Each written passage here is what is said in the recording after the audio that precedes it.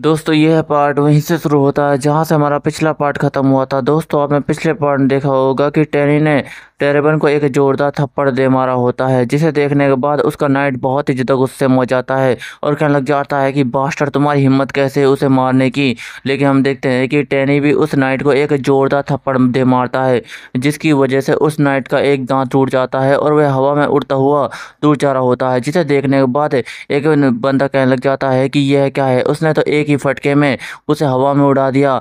आखिरकार कौन है ये बच्चा। और हम देखते हैं कि टैनी ने उन दोनों की बहुत ही ज्यादा बुरी हालत कर दी होती है और टैनी उन दोनों को पीटने के बाद काफी ज्यादा खुश हो रहा होता है। फिर इसके बाद हमें रोचर फैमिली के ड्यूक को दिखाया जाता है, जो कहने लग जाता है कि वैलेंटिया फैमिली की सेरेमनी में टेरर बन जाएगा ताकि वह उस सेरेमनी को पूरी तरीके से खराब कर सके। जिसे सुनने के बाद वह नाइट हैरान हो जाता है और कहने लग जाता है कि लेकिन माय लॉर्ड, अगर टेरेबन ऐसा करेगा तो इसकी वजह से रोचर फैमिली की इज्जत हवा में उछलेगी और हम एक बहुत बड़ी प्रॉब्लम में आ सकते हैं। जिसे सुनने के बाद वह ड्यूक कहता है कि टेरेबन एक कचरा है और जल्दी उसे हम अपनी फैमिली से निकालने वाले हैं। जिसे सुनने के बाद वह नाइट हैरान हो जाता है और ड्यूक कहने लग जाता है कि मैं एक कचरे का सही इस्तेमाल करना चाहता हूँ, इसलिए मैं उसे सेरेमनी के अंदर भेज रहा हूँ ताकि वह उस सेरेमनी को पूरी तरीके से खराब कर सके।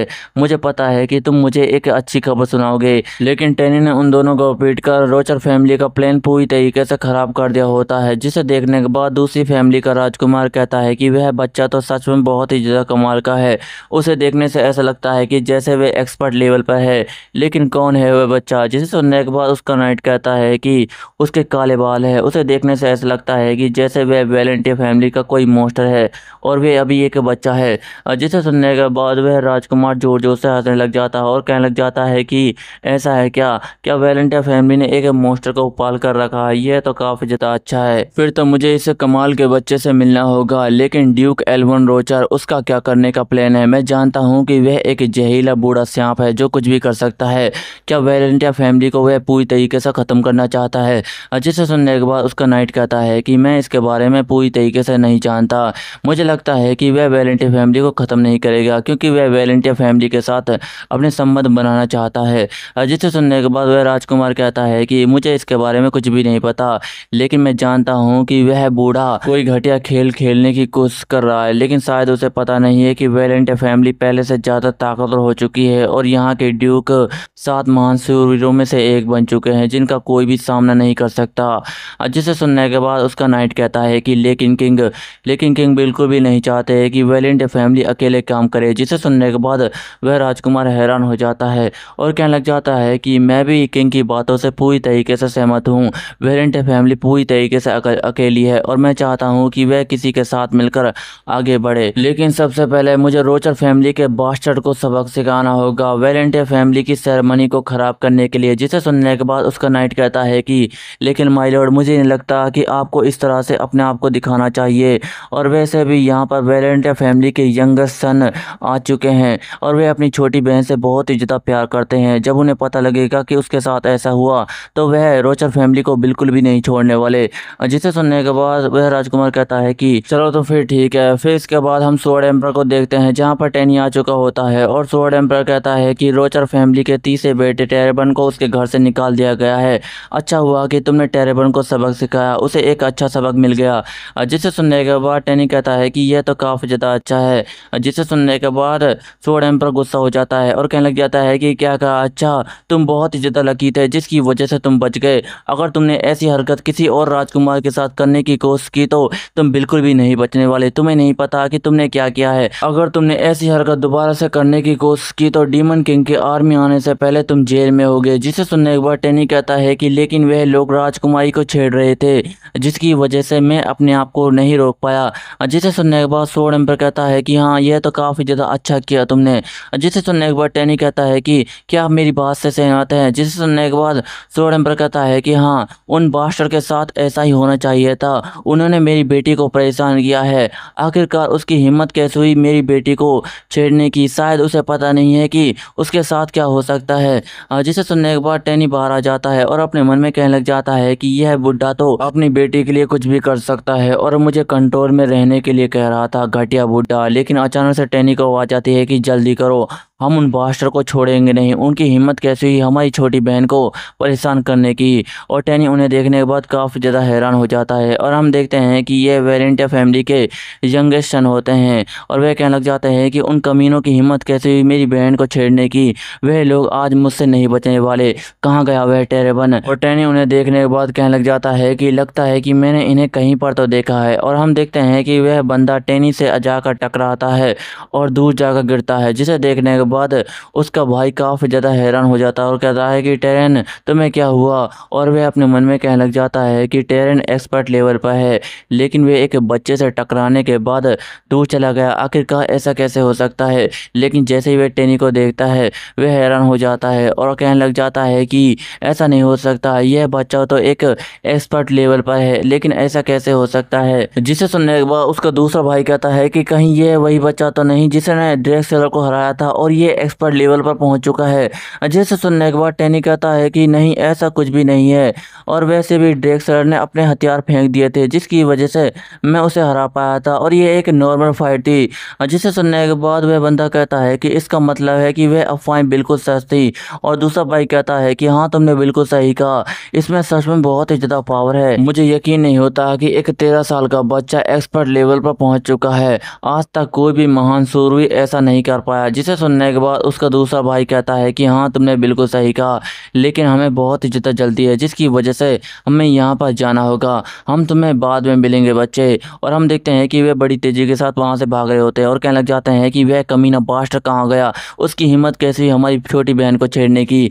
वह कमीना टेरेबन आज तो हमसे नहीं बचने वाला, हम दोनों मिलकर उसे मार देंगे। जिसे सुनने के बाद उसका दूसरा भाई कहता है कि हाँ, तुमने बिल्कुल सही कहा, लेकिन बड़े भाई एरोन, सबसे पहले मैं उसे मारूंगा और सबक सिखाऊंगा। जिसे सुनने के बाद टैनी अपने मन में कहता है कि क्या कहा एरोन, क्या उसने एरोन कहा, यह तो वेलेंटिया फैमिली का होने वाला ड्यूक है। शायद इसकी वजह से उसकी शक्ल जानी पहचानी लग रही थी, लेकिन वह साइड में लड़का कौन है, मैंने उसे अपनी पिछली लाइफ में कभी भी नहीं देखा। मुझे लगता है कि डीमन किंग की आर्मी आने की वजह से जेम्स और यह लड़का उसी जंग के अंदर मारे जाएंगे और मुझे इसके बारे में बिल्कुल भी नहीं पता था। फिर इसके बाद हम देखते हैं कि टैनी बाहर आ जाता है और वह काफ़ी ज़्यादा गुस्से में होता है और कहने लग जाता है कि धत्ते की लालत है इस इम्पीरियल फैमिली पर। और वह बताने लग जाता है कि ज़्यादातर नोबल फैमिली पूरे अरसलान पर फैली हुई है और यहीं पर राज करती है और यह पहले से ज़्यादा ताकतवर बनती जाती है, जो कि अरसलान के लिए बहुत ही ज़्यादा बुरा है क्योंकि यह लोग छोटी फैमिलियों की बिल्कुल भी परवाह नहीं करते और ना ही उन्हें कोई मदद पहुंचाते हैं, जिसकी वजह से डीमन किंग की आर्मी हमारे पूरे अरसलान को पूरी तरीके से तबाह कर देगी। यह सब उन घटिया नोबल्स की वजह से होता है। वह लोग अपने आप को गोल्डन ब्लड लाइन समझते हैं लेकिन वह सच में बहुत ही ज़्यादा घटिया हैं। लेकिन अचानक से टैनी के पीछे कोई हंसने लग जाता है और कहता है कि बच्चे, तुम सच में बहुत ही ज़्यादा कमाल के हो, लेकिन तुम्हें देख लेना चाहिए कि तुम्हारे आसपास कोई मौजूद तो नहीं जो तुम्हारी बातें सुन सकता है, नहीं तो तुम्हें प्रॉब्लम होगी। जिसे सुनने के बाद टैनी कहता है कि तुम कौन हो और वह अपने मन में कहता है कि यह तो कोई नोबल फैमिली का घटिया राजकुमार है, लेकिन यह मुझसे मिलने के लिए क्यों आया है और इसने अपने चेहरे को मैजिक की मदद से नकली बनाया हुआ है। और वह राजकुमार कहता है कि अरे मैं तो भूल ही गया अपने आप को इंट्रोड्यूस करना, मेरा नाम बैरन रैंडलिफ वोन नर्सा है, तुमसे मिलकर मुझे काफ़ी ज़्यादा अच्छा लगा। मैं यहाँ पर राजकुमारी के एज ऑफ सेरेमनी में मेहमान बनकर आया हूँ और मैं एक छोटा सा मेहमान हूँ। जैसा कि बच्चे मैंने तुम्हारी अफवाहें सुनी थी वह बिल्कुल सच है, तुम एक कमाल के बच्चे हो और वेलेंटिया फैमिली के तुम होने वाले कमाल के नाइट बनोगे। लगता है कि वेलेंटिया फैमिली के हाथों एक खजाना लगा है।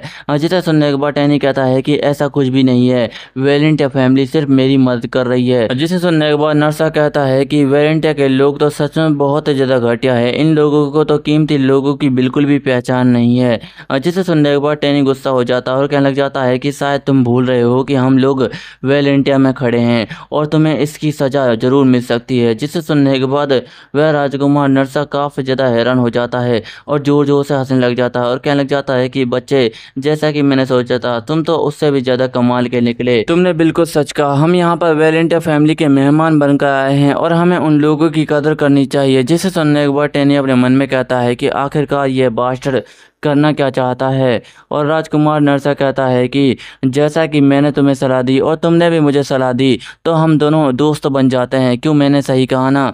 जिसे सुनने के बाद टैनी गुस्सा कर रहा होता है और वह राजकुमार कहता है कि चलो इसी दोस्ती के नाम पर मैं तुम्हें खाना खिलाऊंगा और तुम्हें पैसे देने की कोई भी ज़रूरत नहीं है। आज से हम दोनों भाई भाई हैं, मैं तुम्हारे साथ खेलूंगा और मज़े करूंगा, क्यों मैंने सही कहा ना। जिसे सुनने के बाद टैनी अपने मन में कहता है कि कितनी देर से ये बकवास किया जा रहा है, लगता है कि इसे भी सबक सिखाना होगा। और उसे स्वॉर्ड एम्पर की बातें याद आती है जहाँ पर वह कहता है कि ज़रा अपने आप को कंट्रोल में रखो, तुम्हें बाहर कुछ भी करने की कोई भी ज़रूरत नहीं है। जिसे सुनने के बाद टैनी अपने मन में कहता है कि लगता है कि मुझे थोड़ा सा सब्र करना होगा। और राजकुमार नशा कहता है कि मैंने तुम्हें उस लड़की के साथ देखा, लगता है कि तुम उसके काफ़ी ज़्यादा क्लोज हो, क्या तुम उस लड़की के साथ मेरी दोस्ती करा सकते हो। जिसे सुनने के बाद टैनी उस राजकुमार को जोरदार थप्पड़ दे मारता है जिसकी वजह से वह उड़ता हुआ दूर जा रहा होता है। और उसे देखने के बाद उसका नाइट भी काफ़ी ज़्यादा हैरान हो जाता है और टैनी भी काफ़ी ज़्यादा हैरान हो रहा होता है और अपने मन में कहने लग जाता है कि कहते हैं कि ये मैंने क्या कर दिया, मैं तो अपने आप को बिल्कुल भी कंट्रोल में नहीं रख पाया, लगता है कि अब मेरी वाट लगने वाली है। और हम देखते हैं कि वह राजकुमार दूर जाकर गिरता है जिसे देखने के बाद उसका नाइट काफ़ी ज़्यादा गुस्सा हो जाता है और टैनी भी काफ़ी ज़्यादा हैरान हो चुका होता है और वह कहने लग जाता है कि लगता है कि अब मुझे डांट पड़ने वाली है। लेकिन हम देखते हैं कि डांट की जगह उसे तलवार पड़ती है और टैनी उसे देखने के बाद थोड़ा सा हैरान हो जाता है। लेकिन वह नाइट दोबारा हमला कर रहा होता है और कहने लग जाता है कि बदतमीज बच्चे, तुम्हारी हिम्मत कैसे हुई मेरे लॉर्ड के ऊपर हमला करने की। और हम देखते हैं कि वह टैनी के ऊपर हमला कर देता है लेकिन टैनी अपनी आयरन बॉडी की वजह से बच जाता है। जिसे देखने के बाद वह नाइट और भी ज़्यादा गुस्सा हो जाता है और कहने लग जाता है कि बच्चे, मैं तुम्हें फाड़ कर रख दूंगा। जिसे सुनने के बाद टैनी कहता है कि आखिरकार तुम कौन हो। जैसे ही टैनी उसे देखता है वह हैरान हो जाता है और कहने लग जाता है कि रुको जरा, इसके पास तो स्पेस माना है, यह तो सच में बहुत ही ज़्यादा पावरफुल है, मैं इसका सामना नहीं कर सकता। और यह नाइट चैलेंजर रैंक पर पहुंच चुका है, मैं इसका सामना नहीं कर सकता। और वह नाइट कहता है कि मेरे लॉर्ड ने तुमसे इतने प्यार से बातें की लेकिन इसके बावजूद भी तुमने मेरे लॉर्ड के ऊपर हाथ उठाया, तुम्हें क्या लगता है कि तुम्हारा आर्मर तुम्हें कब तक बचा लेगा। और हम देखते हैं कि टैनी का आर्मर में क्रैक पड़ रहे होते हैं जिसे देखने के बाद टैनी हैरान हो जाता है। लेकिन हम अचानक से देखते हैं कि उस नाइट के पीछे वह मून वुल्फ आ जाता है और उसके ऊपर हमला कर रहा होता है। लेकिन हम देखते हैं कि वह नाइट उसके हमले से बच जाता है और नाइट कहने लग जाता है कि तुम्हें क्या लगता है कि ये काम करेगा, चाहे तुम कुछ भी कर लो, यह माना स्पिरिट मेरा कुछ भी नहीं बिगाड़ सकती। मुझे नहीं पता था कि तुम एक स्पिरिट को भी बुला सकते हो, लेकिन अब लगता है कि तुम्हें हराने में थोड़ा वक्त लगेगा। लेकिन हम देखते हैं कि तब तक टैनी अपने मुक्के में माना पावर भरते हुए उस नाइट के ऊपर एक जोरदार हमला कर देता है जिसे देखने के बाद टैनी कहता है कि धत्तेरे की, मेरा मुक्का तो इस पर बिल्कुल भी काम नहीं किया। और हम देखते हैं कि उस नाइट को कुछ भी नहीं हुआ होता लेकिन वह नाइट थोड़ा सा गुस्से में आ जाता है और टैनी का कॉलर पकड़ते हुए उसे दूर फेंक देता है जिसे देखने के बाद टैनी काफ़ी ज़्यादा हैरान हो जाता है। लेकिन हम देखते हैं कि टैनी जैसे तैसे अपने आप को संभालता है। लेकिन हम अचानक से देखते हैं कि वह नाइट बड़ी तेजी के साथ टैनी के पास आ जाता है और टैनी के ऊपर हमला करते हुए कहने लग जाता है कि अब मुझसे तुम नहीं बचोगे बच्चे। जिसे सुनने के बाद टैनी हैरान हो जाता है। लेकिन हम अचानक से देखते हैं कि वहाँ पर मून वुल्फ टैनी को बचाने के लिए आ जाता है और उस नाइट के वार को अपने शरीर के ऊपर ले लेता है। लेकिन उस नाइट का वार काफ़ी ज़्यादा जोरदार होता है जिसकी वजह से वह दोनों उड़ते हुए दूर जा रहे होते हैं और टैनी चिल्लाते हुए कहने लग जाता है कि मून वुल्फ। और हम देखते हैं कि टैनी दूर जाकर गिरता है और वह नाइट कहने लग जाता है कि अब ये ख़त्म होने वाला है, मैं तुम्हें मार दूंगा बच्चे। जिसे सुनने के बाद टैनी हैरान हो जाता है और हम देखते हैं कि वह नाइट अपनी तलवार में माना पावर को भरते हुए टैनी के ऊपर हमला कर रहा होता है। और हम देखते हैं कि अचानक से उसे आवाज़ आती है कि वहीं पर रुक जाओ। जिसे सुनने के बाद वह नाइट रुक चुका होता है और हम देखते हैं कि वह तलवार टैनी के बिल्कुल चेहरे के पास रखी होती है जिसे देखने के बाद टैनी हैरान हो जाता है और वह नाइट कहता है कि माय लॉर्ड, आप ये क्या कह रहे हैं। जिसे सुनने के बाद वह राजकुमार कहता है कि प्लीज़ इसे छोड़ दो, यह सब मेरी गलती है, इसे जाने दो। फिर इसके बाद हम जेम्स को देखते हैं जो कहने लग जाता है कि मैं तुम्हें देखना चाहता था लेकिन इस तरह से हमारी मुलाकात होगी, मैंने इसके बारे में कभी सोचा ही नहीं था। जिसे सुनने के बाद टैनी कहता है कि मुझे माफ़ कर देना। जिसे सुनने के बाद जेम्स कहता है कि मुझे नहीं पता कि तुम्हें क्या सजा देनी चाहिए, लेकिन उसने मुझसे कहा कि वह तुम्हें माफ़ कर दे और तुम पर कोई भी कार्रवाई नहीं करे। जबकि उसने तुम्हें माफ़ कर दिया है तो हम इस मामले में कुछ भी नहीं कर सकते। लेकिन एक बात मेरी हमेशा याद रखना, यह तुम्हारा खेलने का कोई मैदान नहीं है जहाँ तुम अपने आप को बच्चा समझकर कुछ भी कर सकते हो। अगर यह गलती वेलेंटिया के अंदर तुमने दोबारा से की तो तुम्हारे लिए बिल्कुल भी अच्छा नहीं रहेगा। क्या तुम मेरी बात को समझ गए? जिसे सुनने के बाद टैनी कहता है कि हाँ, मैं समझ गया। और वह अपने मन में कहता है कि यह कितना ज़्यादा डरावना है, मैंने इसके बारे में नहीं सोचा था। और जेम्स कहता है कि तुम्हें हमारी उम्मीदों पर खरा उतरना है, इसलिए ऐसी गलती मत करो जिसकी वजह से तुम्हें और हमें परेशानी हो। तुम बहुत ही ज़्यादा कमाल के पर्सन हो, इसलिए तुम्हें अपना ध्यान रखना चाहिए। जिसे सुनने के बाद टैनी गुस्से में आ जाता है और अपने मन में कहने लग जाता है कि क्या उस घटिया बुड्ढे ने इसे सब कुछ बता दिया। और जेम्स कहता है कि मैं बहुत ही ज़्यादा बिजी हूँ, इसलिए मैं यहाँ से जा रहा हूँ। जिसे सुनने के बाद टैनी कहता है कि रुको ज़रा, मुझे तुमसे कुछ बात करनी है। जिसे सुनने के बाद जेम्स कहता है कि हाँ, तुम्हें क्या बात करनी है। और टैनी कहता है कि वह नाइट जो उसके साथ था वह कौन है, और ज़्यादातर लोग उसे लेजेंडरी के नाम से जानते हैं। जिसे सुनने के बाद जेम्स कहता है कि मुझे माफ़ कर देना, लेकिन अभी के लिए यह एक बहुत बड़ा सीक्रेट है। जिसे सुनने के बाद टैनी कहता है कि क्या यह इम्पेरियल फैमिली से जुड़ा हुआ है जिसके बारे में आप मुझसे बात नहीं करना चाहते। जिसे सुनने के बाद जेम्स हैरान हो जाता है और कहने लग जाता है कि लगता है कि मैं तुम्हें बताकर कोई गलती करूंगा। और वह बताने लग जाता है कि वह एक बहुत ही ज़्यादा ताकतवर नाइट है जो कि बहुत ही ज़्यादा रेयर है और यह चैलेंजर रैंक तक पहुंच चुका है। अभी के लिए मैं तुम्हें इतना ही बता सकता हूं और तुम इसके बारे में किसी से भी बात मत करना। क्या तुम मेरी बात को समझ गए टैनी? जिसे सुनने के बाद टैनी कहता है कि हाँ, मैं समझ गया। और वह अपने मन में कहता है कि इतना तो मैं खुद ही जानता था, तुम्हें बताने की क्या ज़रूरत थी। और वैसे भी मुझे लगता है कि वह लोग इम्पेरियल फैमिली से जुड़े हुए हैं, उनके साथ कुछ ना कुछ गड़बड़ है। ऐसा लगता है कि जैसे जेम्स मुझसे कुछ छुपाने की कोशिश कर रहा है। क्या ऐसा हो सकता है कि स्वॉर्ड एम्पायर ने अपनी बेटी के लिए उसका मंगेतर चुन लिया हो? फिर इसके बाद हमें एक हफ्ते बाद के सीन को दिखाया जाता है जहां पर सभी के सभी लोग पहुंच चुके होते हैं और वे काफ़ी ज़्यादा मज़े कर रहे होते हैं। और उनके बीच में जेम्स भी होता है जो अपने मन में कहने लग जाता है कि आज माई लेडी की सगाई है, मेरा मतलब है कि मेरी छोटी बहन की सगाई है। यह दिन मेरे लिए सबसे खुशी का दिन है। इस खूबसूरत दिन को देखने के लिए मैं कितने सालों से इंतज़ार कर रहा था। लेकिन जेम्स को आवाज़ आती है कि वाह, ये तो कितना ज़्यादा कमाल का है, लाओ मुझे और भी दो। जिसे सुनने के बाद जेम्स परेशान हो जाता है और हम देखते हैं कि साइड में बैठकर टैनी अपना खाना खा रहा होता है और वह कहने लग जाता है कि यह तो कितना ज़्यादा कमाल का है जेम्स,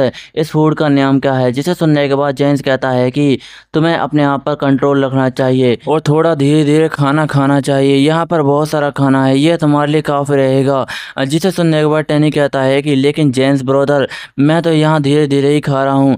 जिसे सुनने के बाद जेम्स कहता है कि अब खाना खाना बंद करो, यहाँ पर सेरेमनी है, तुम्हें सेरेमनी पर ध्यान देना चाहिए। जिसे सुनने के बाद टैनी चिल्लाते हुए कहने लग जाता है कि तुमने क्या कहा, मैंने सही से सुना नहीं। जिसे सुनने के बाद जेम्स हैरान हो जाता है और कहने लग जाता है कि तुमने तो मुझे डरा दिया। और वह अपने मन में कहने लग जाता है कि यह अभी भी एक छोटा बच्चा है, इसे खाना खाने देना चाहिए ताकि यह ग्रो कर सके। और टैनी को अचानक से आवाज़ आती है कि हे छोटे बच्चे, तुम कैसे हो? क्या मैं तुमसे कुछ देर बातें कर सकता हूँ? और हम देखते हैं कि यह राजकुमार नरसा होता है जो कहने लग जाता है कि मैं तुमसे कुछ अकेले में बातें करना चाहता हूँ। जिसे सुनने के बाद टैनी अपने मन में कहता है कि क्या यह राजकुमार मेरी पिछली गलती की वजह से मेरी पार्टी को बर्बाद करने के लिए आया है? और वह कहता है कि मुझे माफ़ कर देना मेरी पिछली गलती के लिए। आपका दिल सच में बहुत ही ज़्यादा बड़ा है जिसकी वजह से आपने मुझे माफ़ कर दिया। जिसे सुनने के बाद राजकुमार नरसा कहता है कि इसमें कोई भी बड़ी बात नहीं है, ये सब आसान था। और वैसे भी तुम एक छोटे से बच्चे हो, तुम एक गलती कर सकते हो। और वैसे भी उस दिन जो भी तुमने किया वह सही था। अगर मैं दोबारा से तुमसे बदतमीजी से बातें करूं तो तुम मुझे दोबारा से सज़ा देना, क्योंकि यहाँ पर कोई भी नहीं है जो मुझे सज़ा दे सकता है। जिसे सुनने के बाद टैनी कहता है कि हाँ, ये ठीक है। और वह अपने मन में कहता है कि क्या ये राजकुमार पूरी तरीके से पागल हो चुका है, यह तो पिटना चाहता है। और वेलेंटिया फैमिली का बटलर कहने लग जाता है कि आज के दिन की मेन कैरेक्टर चिलोए वॉन वेलेंटिया अपनी फैमिली के साथ इस सेरेमनी के अंदर आ चुकी हैं। और हम देखते हैं कि राजकुमारी स्वॉर्ड एम्पायर के साथ उस सेरेमनी के अंदर आ चुकी होती है, लेकिन वह थोड़ी सी उदास होती है और उसके साथ उसके दोनों छोटे भाई भी होते हैं। लेकिन राजकुमारी सबसे बड़ी खुशी के साथ हेलो हाय कह रही होती है। और इस खूबसूरती को देखने के बाद राजकुमार नरसा की तो आंखें फटी की फटी रह जाती जाती है और वह कहता है कि यह सचमुच कितनी ज़्यादा खूबसूरत है। जिसे सुनने के बाद टैनी काफ़ी ज़्यादा गुस्सा हो जाता है और अपने मन में कहता है कि यह बास्टर्ड लगता है कि यह मुझसे दोबारा से पिटना चाहता है। और लोग कह रहे होते हैं कि यह सचमुच कितनी ज़्यादा रियल है, और कुछ लोग कहते हैं कि सचमुच यह तो वेलेंटाइन फैमिली की एक परी है, सच में बहुत ही ज़्यादा खूबसूरत है। और हम देखते हैं कि वह राजकुमारी थोड़ी सी उदास होती है और अपने मन में कहने लग जाता है कि बस आज का दिन पूरा हो जाए, फिर इसके बाद सब कुछ पूरी तरीके से बदल जाएगा। और हम देखते हैं कि टैनी भी राजकुमारी के उदास चेहरे को देख रहा होता है और वह अपने मन में कहने लग जाता है कि लगता है कि राजकुमारी इस सेरेमनी के दिन काफ़ी ज़्यादा उदास है। मैं उसके हंसते हुए चेहरे को दोबारा से देखना चाहता हूँ और मेरी इच्छा है कि उसका हंसता हुआ चेहरा कभी भी उदास ना पड़े। मुझे लगता है कि यह उसके लिए बिल्कुल ठीक रहेगा। और हम देखते हैं कि वह मून वुल्फ को बाहर निकाल देता है और हम देखते हैं कि मून वुल्फ हवा में उड़ रहा होता है, जिसे देखने के बाद पार्टी में सारे के सारे लोग पूरी तरीके से हैरान हो जाते हैं और मून वुल्फ राजकुमारी के पास चला जाता है, जिसे देखने के बाद राजकुमारी काफ़ी ज़्यादा खुश हो जाती है। और स्वॉर्ड एम्पर कहता है कि क्या यह तुम्हारा है टैनी? और राजकुमारी कहती है कि तुम मुझे गुदगुदी करना बंद करो।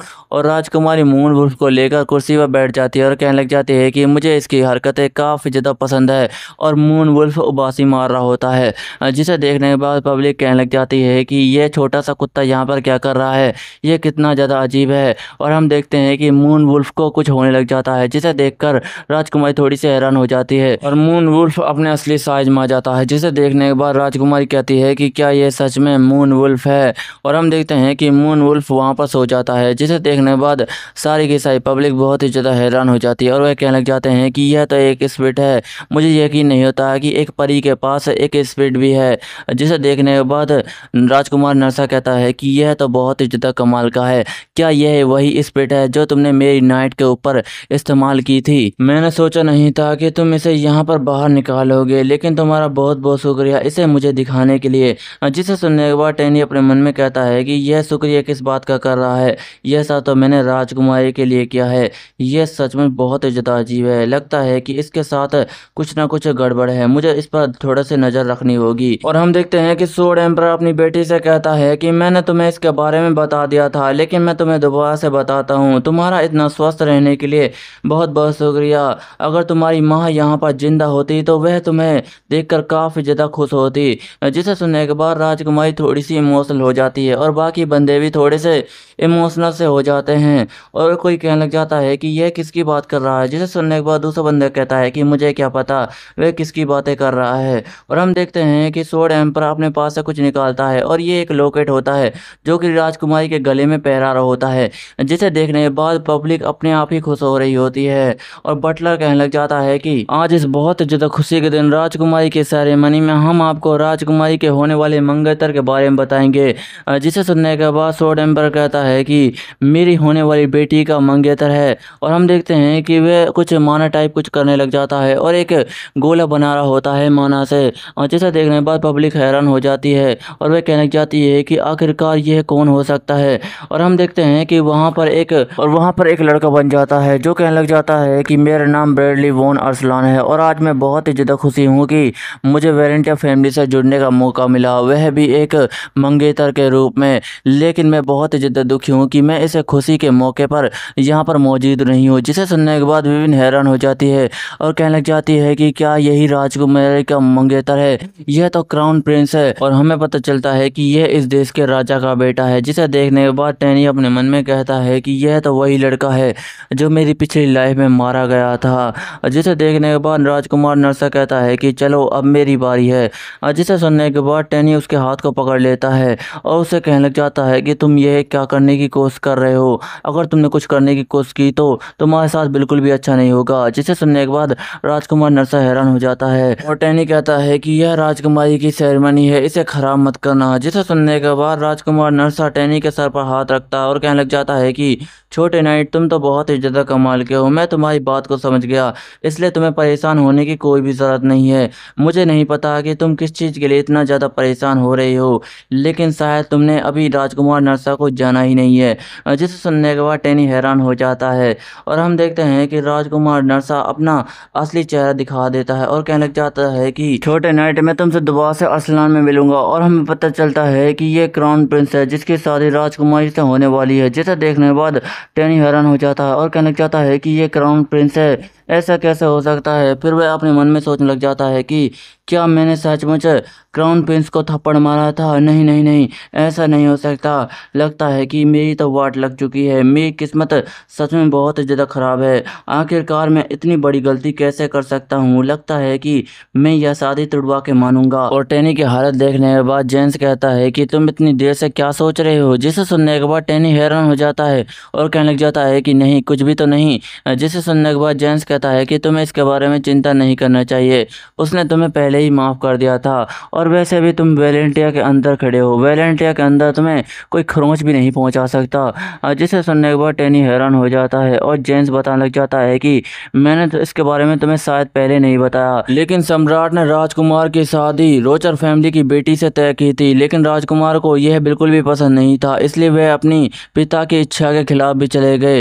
राजकुमारी थे जिसने रोचर फैमिली को पीछे हटाया, नहीं तो वह इस सेरेमनी के अंदर बहुत कुछ करने की कोशिश करता। जिसे सुनने के बाद टैनी अपने मन में कहता है कि क्या इसीलिए ही राजकुमार वेलेंटिया फैमिली के साथ शुरू से ही जुड़ना चाहते थे। और जेम्स कहता है कि तुम्हारे लिए एक मैसेज है जो माय लॉर्ड ने तुम्हें देने के लिए कहा है। जिसे सुनने के बाद टैनी हैरान हो जाता है और कहने लग जाता है कि क्या एक मैसेज है। और जेम्स बताने लग जाता है कि हाँ, माय लॉर्ड ने कहा है कि वह सेरेमनी के ख़त्म होने के बाद मुझसे आकर मिले। फिर इसके बाद हम देखते हैं कि टैनी स्वॉर्ड एम्परर के पास पहुंच चुका होता है और स्वॉर्ड एम्परर उससे कहने लग जाता है कि उस स्पिरिट को देने के लिए तुम्हारा बहुत बहुत शुक्रिया। उसे देखने के बाद राजकुमारी सेरेमनी के दिन बहुत ही ज़्यादा खुश थी। जिसे सुनने के बाद टैनी कहता है कि हाँ, इसके लिए तो मेरा हमेशा से वेलकम है, क्या वह रेडी है। जिसे सुनने के बाद स्वॉर्ड एम्परर कहता है कि हाँ, वह बिल्कुल रेडी है। अगर मैं ईमानदारी से कहूँ तो हम आने वाली जंग के लिए बिल्कुल तैयार है, लेकिन उससे पहले होली ऑब्जेक्ट ऑफ करुण जो कि पूरी तरीके से गायब हो चुका है और एक मोस्टर जो कि इस देश के अंदर आ रहा है और बहुत ही ज़्यादा तबाही मचा रहा है, उसने आते ही कैपिटल सिटी पर हमला कर दिया है और वह उसे तबाह कर रहा है। वह कोई छोटा मोटा मोस्टर नहीं बल्कि क्रेकन है जो कि काफ़ी ज़्यादा विशाल है। जिसे सुनने के बाद टैनी कहता है कि हाँ, मैंने भी इसके बारे में सुना है, लेकिन उससे पहले क्या आपने मेरे हथियार के लिए इस कागज़ पर स्टैंप लगा दिया है। जिसे सुनने के बाद स्वॉर्ड एम्परर कहता है कि तुम चिंता मत करो, मैंने इस पर स्टैंप पहले ही लगा दिया था। तुम कल जाकर ब्लैक स्मिथ से वह अपना हथियार ले सकते हो। और हम देखते हैं कि टैनी ब्लैक स्मिथ के पास पहुंच चुका होता है और वह मोनो मास्टर कहने लग जाता है कि जैसा कि तुमने मुझसे कहा, मैंने उस हथौड़े के अंदर सारी चीज़ें फिक्स कर दी हैं और ये पहले से ज़्यादा मजबूत और कमाल का हो चुका है। मुझे लगता है कि यह तुम पर काफ़ी ज़्यादा कंफर्टेबल लगेगा। और इसके अलावा मैंने इसमें बहुत सारी ऐसी चीज़ें भी जोड़ी हैं जिसकी वजह से ये और भी ज़्यादा मजबूत बन चुका है। अगर तुम इससे वार करोगे तो ये एक जोरदार कंपन पैदा करेगा जिसकी वजह से तुम बड़े बड़े धमाके भी पैदा कर सकते हो। जिसे सुनने के बाद टैनी कहता है कि हाँ, आपने बिल्कुल सही कहा, यह पहले से काफ़ी ज़्यादा अलग लग रहा है। मैंने कभी भी नहीं सोचा था कि आप इसे इतना ज़्यादा मजबूत बना दोगे। जिसे सुनने के बाद बोनो मास्टर कहता है कि तुम्हें इसे घुमा कर देखना चाहिए। जिसे सुनने के बाद टैनी कहता है कि हाँ, आपने बिल्कुल सही कहा, मुझे इसे ट्राई कर कर तो देखना चाहिए कि ये कितना ज़्यादा ताकतवर बन चुका है। फिर इसके बाद हम देखते हैं कि टैनी उस हथौड़े के अंदर अपनी माउंट पावर को भरता है और एक जोरदार सुअर पर दे मारता है जिसकी वजह से वह सुअर पूरी तरीके से गायब हो जाता है। और हम पता चलता है कि टैनी ट्रेनिंग करने के लिए जंगल के अंदर आ चुका होता है और कहने लग जाता है कि ये हमला तो काफ़ी ज़्यादा जोरदार था, मैंने सोचा नहीं था कि ये हमला इतना ज़्यादा जोरदार होगा।